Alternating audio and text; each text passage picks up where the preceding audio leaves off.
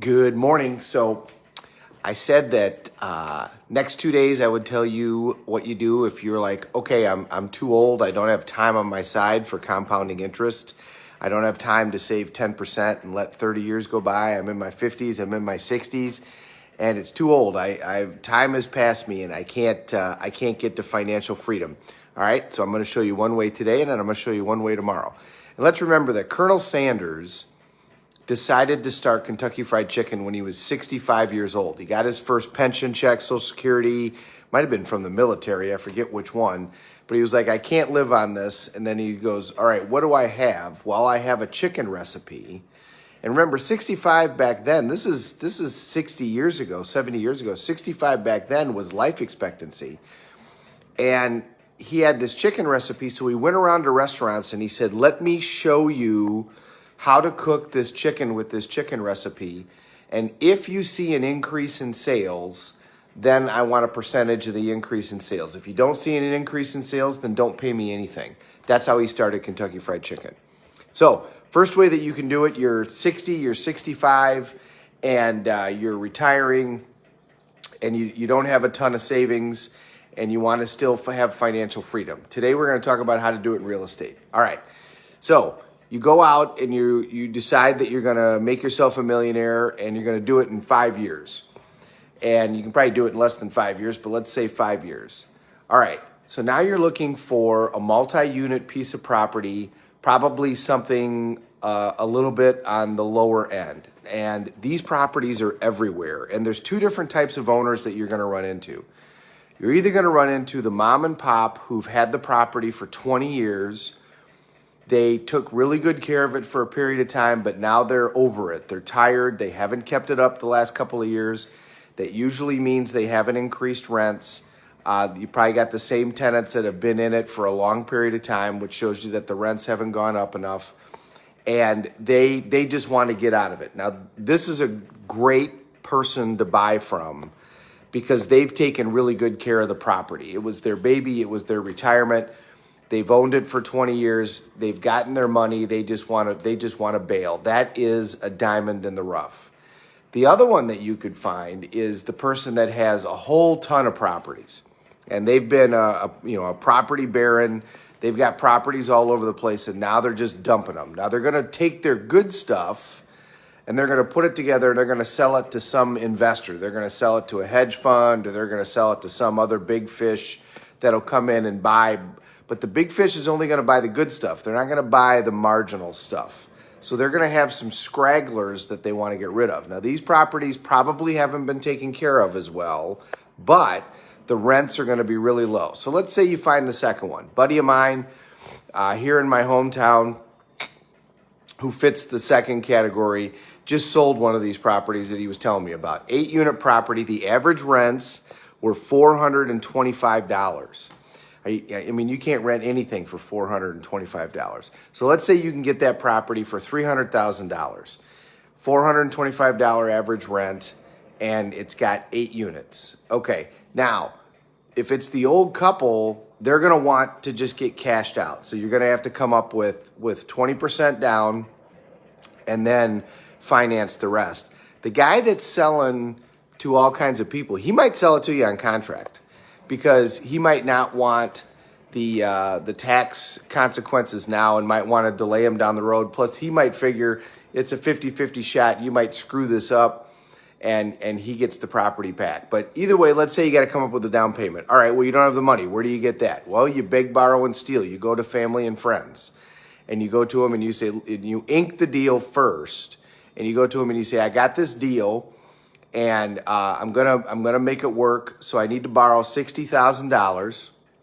I need to put 20% down. I'll pay you 10% a year. You don't have any equity in the property, but I'll pay you 10% a year for 2 years. You lend me the money for 2 years, and you go to your family and you go to your friends and you borrow the money.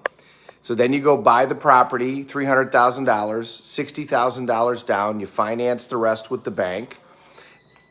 Coffee's done. Now, the rents are at $425 a month. So over the next year and a half, you kick out the tenants that aren't going to pay any more rent. Each time that a tenant gets out, you got to paint, Might have to put in some carpet, might have to do an appliance here or there. So you might spend a little bit of money. You might spend like $10,000, but the money, you got money coming in. You've purchased the property, so you've got cash flow already going.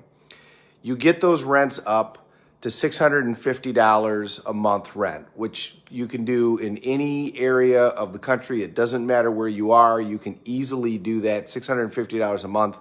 You can always get rents up to that amount of money. I don't care where the property is. If it's nice and if you're there and if you're present for the tenants, they're going to pay it.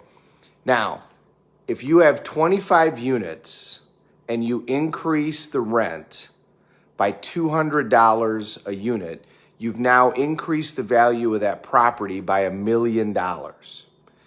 So values of rental properties, when they're multi-unit, is not based on an appraiser. It's based on the cash flow of the property.